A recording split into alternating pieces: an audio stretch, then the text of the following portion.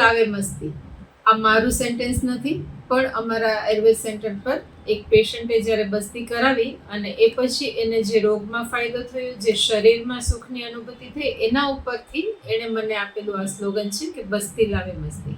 નમસ્તે, હું ડૉક્ટર રૂપા ઉનડકટ, MD આયુર્વેદ. આજે આપણે બસ્તી પંચકર્મ વિશે થોડું જાણશું.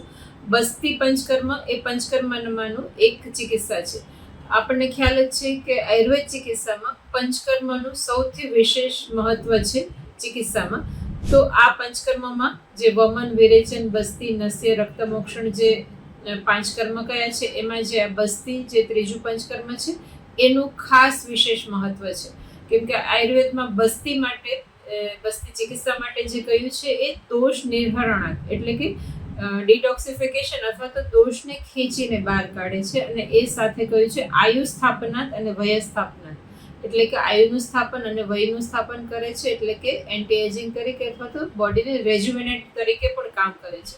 એટલે અહીંયા જે છે દોષના શોધન એટલે કે ડિટોક્સિફિકેશનની સાથે સાથે એ સર્જનની ક્રિયા પણ કરે છે. અને સાથે એ વાયુની શ્રેષ્ઠ ચિકિત્સા કીધી છે.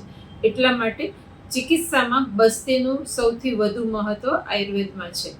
તો આ આયુર્વેદનું જે આપણે વાત કરીએ છીએ બસ્તી ચિકિત્સાની, તો એ કઈ રીતે કરવામાં આવે છે અને કોને કોને કરાવવી જોઈએ એ વિશે થોડી જાણકારી લઈએ.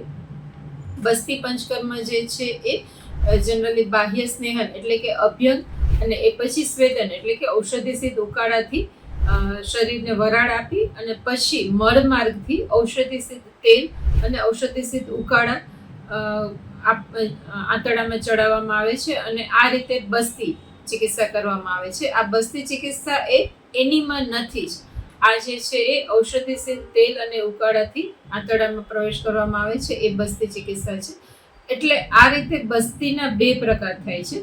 એકમાં જે ઔષધિસિદ્ધ તેલ શરીરમાં દાખલ કરવામાં આવે છે એ અનુવાસન બસ્તી, અને બીજી છે એ નિરૂહ બસ્તી, એટલે કે જેમાં ઔષધિસિદ્ધ કાદ, દૂધ એવું જે કોઈ લિક્વિડ ઔષધિવાળા જે કોઈ દ્રવ્યો શરીરમાં દાખલ કરવામાં આવે છે એ છે એ નિરૂહ બસ્તી. આ રીતે બસ્તીના 2 પ્રકાર થાય છે. હવે આ બસ્તી ચિકિત્સા કયા કયા તકલીફવાળા પેશન્ટે કરાવવી જોઈએ, તો એમાં પહેલું જે કહ્યું છે એ વાયુના દરેક રોગ માટે બસ્તી એ શ્રેષ્ઠ છે. વાયુના દરેક રોગમાં પહેલું આપણે ધ્યાન જાય તો એ કમરનો દુખાવો, લોઅર બેક પેઇન જે છે એના માટે બસ્તી એ શ્રેષ્ઠ કીધું છે. સાંધાનો દુખાવો કે જે વાયુજન્ય છે એ પણ દરેક માટે બસ્તી ચોક્કસથી કરાવવામાં આવે છે. વંધ્યત્વ, એ સિવાય કોઈ પણ હોર્મોનલ ઇમ્બેલેન્સ છે, અને સાથે સાથે મેદો રોગ એટલે કે વધારે પડતા વજનમાં સ્પેસિફિક એના માટેના અલગથી જે કોઈ ઔષધિસિદ્ધ ક્વાથ છે એનાથી ચિકિત્સા કરવામાં આવે છે. એટલે મેદો રોગમાં પણ બસ્તી ચિકિત્સા કરવામાં આવે છે. હવે આ જે છે એ વાયુના રોગની ચિકિત્સા છે. એટલા માટે થઈને એ શરીરના રોગ અને સાથે સાથે મનના રોગ માટે પણ એટલી જ ફાયદાકારક બસ્તી ચિકિત્સા છે. આ સાથે કબજિયાત, કેમ કે આ આંતરડામાં ચડાવવામાં આવે છે તો સ્વાભાવિક રીતે કબજિયાતમાં પણ ખૂબ સારો ફાયદો અપાવે છે. એટલે કબજિયાત છે, પાચનના કોઈ પણ રોગો છે, અને મેટાબોલિઝમ એટલે કે સ્લો મેટાબોલિઝમને લગતી જે આ કોઈ સમસ્યા છે એના માટે પણ બસ્તી ચિકિત્સા એ ખૂબ ફાયદો કરાવે છે. તો આ રીતે બસ્તી ચિકિત્સા એ આયુર્વેદની શ્રેષ્ઠ ચિકિત્સા અથવા તો શ્રેષ્ઠ પંચકર્મ કહ્યું છે.